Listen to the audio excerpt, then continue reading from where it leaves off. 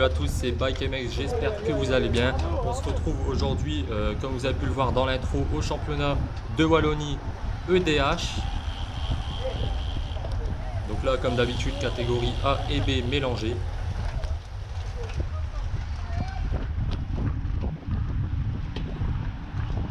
Donc là, je sais que vous allez me poser la question, pourquoi y a-t-il le champion de France dans la course, champion du monde et les autres champions? Tout simplement parce qu'ils ils ont droit de participer, mais ils peuvent aussi gagner la course, mais ne peuvent pas avoir le titre de champion de Wallonie, tout simplement. Donc voilà, c'est parce que c'est une ligue amateur en Belgique, donc c'est tout à fait légal. Donc là voilà, on peut voir le départ se fait dans un faux plat descendant. Donc là, à presque 60 km/h, on sent pas vraiment grand chose, surtout qu'on n'a pas du tout le vent. Donc là, de base, il venait de gauche, mais on était bien protégé par les maisons qui étaient du coup à notre gauche. Donc là, je vais vous mettre le premier kilomètre 600 du circuit pour faire voir un peu à quoi ressemble la route, où il y avait des dodanes à esquiver et quelques haricots sur la route à esquiver aussi. Donc il fallait vraiment être vigilant, surtout quand on roulait vite.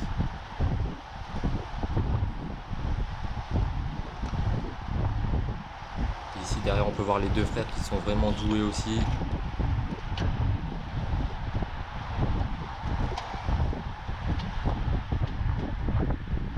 On peut voir pas mal de têtes qu'on voit souvent dans les courses.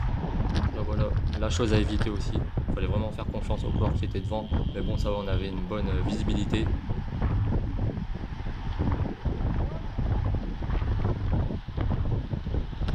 Encore un.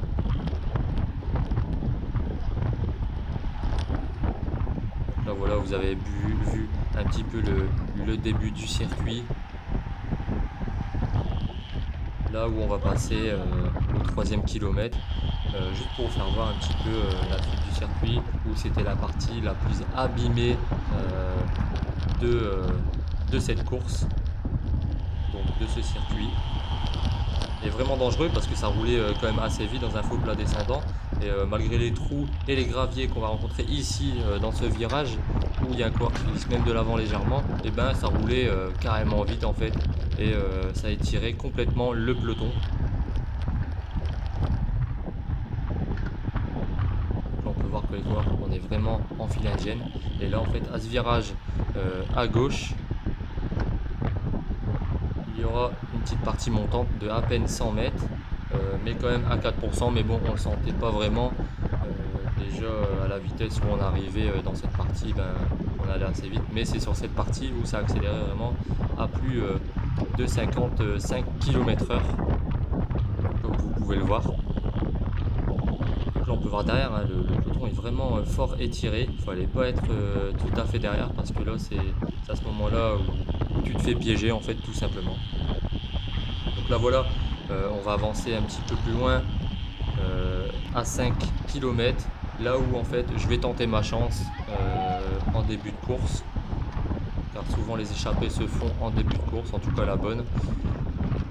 Sauf sur cette course, comme par hasard. Donc là voilà, j'essaye de partir, je mets pas plein gaz non plus, je vais pas m'user au maximum, mais je vois que je me fais contrer directement, et Julien qui suit, et ainsi de suite. En fait le peloton tout simplement a suivi. Donc là je décide de me remettre un peu sur la gauche pour laisser passer et éviter de rouler pour les autres, tout simplement. On peut voir Julien qui va direct y aller aussi, mais le peloton va contrer aussi directement. On peut voir Jonathan ici qui va nous faire une grimace comme d'habitude.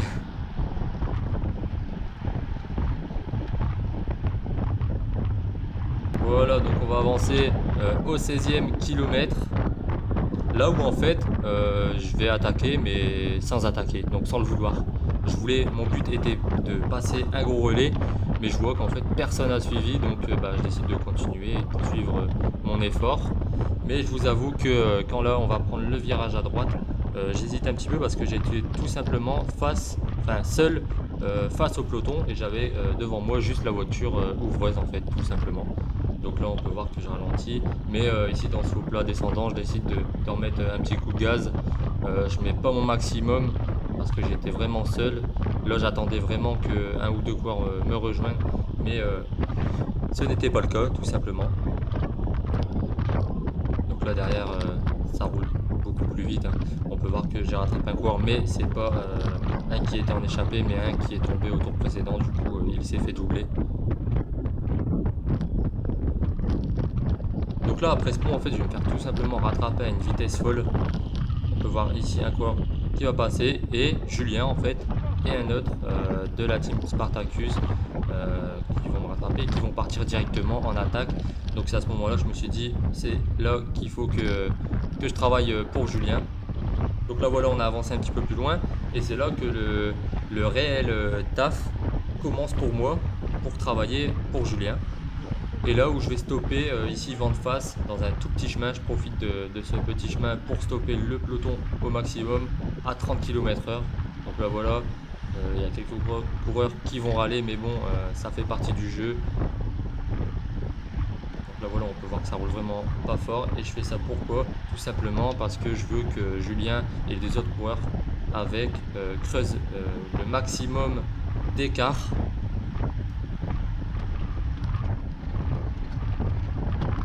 Là ça va accélérer un petit peu, mais tout simplement parce que ça attaque et moi je contre directement, tout simplement parce que j'ai un équipier qui est parti en échappée. Donc là voilà, ça accélère sur cette partie montante, mais ça va vite ralentir parce que du coup comme j'ai contré avec un autre coureur, et je vais reprendre mon rôle et je vais restopper même à moins de 30 km/h, ça va descendre jusqu'à 24 km/h. À ce moment-là, eux devant roulent vraiment, je pense, au maximum.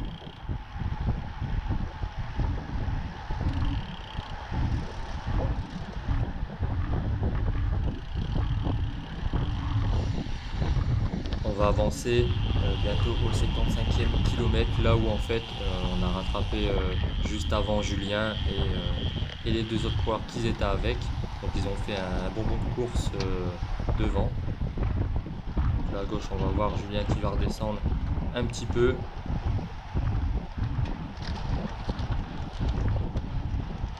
Mais il va pas rester longtemps dans le peloton parce qu'en fait il y a directement, enfin c'était pas vraiment une attaque, c'est parti vraiment en douce et très calmement, et Julien va faire tout simplement son taf et va suivre les bonnes roues. À ce moment là on peut voir que Julien va partir, mais on peut voir que c'est pas une attaque hyper forte, c'est vraiment suivre. Donc là voilà, je pense qu'à ce moment-là, il ne s'est pas tué non plus, il n'était pas du tout au maximum. Et là, en fait, voilà. Et le peloton a tout simplement laissé filer. Et là, du coup, je reprends encore une fois mon rôle de coéquipier à stopper tout le peloton et à contrer un maximum, comme là, vous pouvez le voir. Je ne creuse pas du tout l'écart, je pars pas du tout en échappée, mais je rattrape ceux qui essayent d'accélérer un petit peu plus fort. Voilà, ça revient et ça va plus du tout rouler en fait à ce moment-là. On avance un petit peu là où Julien du coup il est parti. L'écart à ce moment-là je ne le savais pas du tout où ils en étaient. Du coup je décide de contrer une attaque, mais en fait je me retrouve tout simplement avec eux parce que le peloton ne suit pas. Et le coureur qui était ici juste derrière n'arrive pas à nous rattraper. Du coup c'est ça qui va creuser un peu l'écart entre eux et moi, du coup mon groupe. Et là en fait mon but c'était pas d'être dans l'échappée, c'était vraiment de contrer parce que je ne sais pas où y était Julien en fait, tout simplement.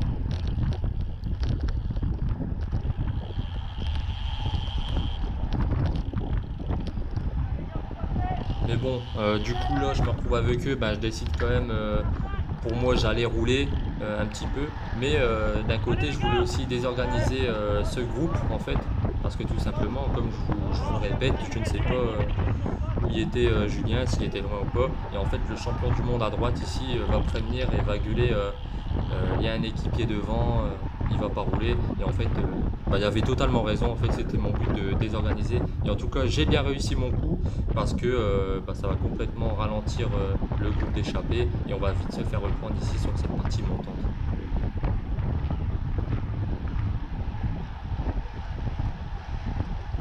Donc là voilà, on a été repris. On va avancer maintenant au 82e kilomètre. Un petit peu plus loin, juste après les routes un peu dégueu, là où je décide en fait de mettre un petit coup d'axel. Et en fait, tout simplement parce qu'il y avait Jonathan, le champion du monde, et un de la team Spartacus qui était parti devant, avec encore 2 autres coureurs.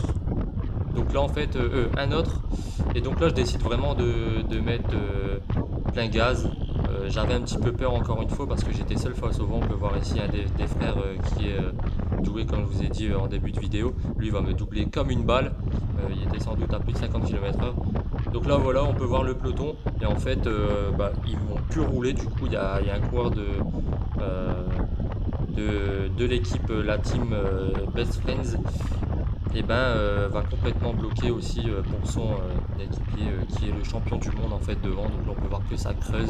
Donc là je décide quand même de rouler. On était à 42 km/h, c'est pas énorme, mais seul face au vent, ça pique aux jambes, surtout arrivé dans le faux plat montant.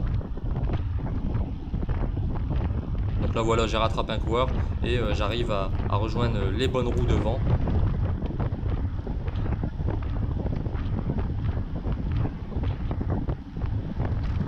Donc là voilà, on est bientôt à l'arrivée. J'ai rejoint le groupe, on peut voir que le peloton va pas nous rattraper.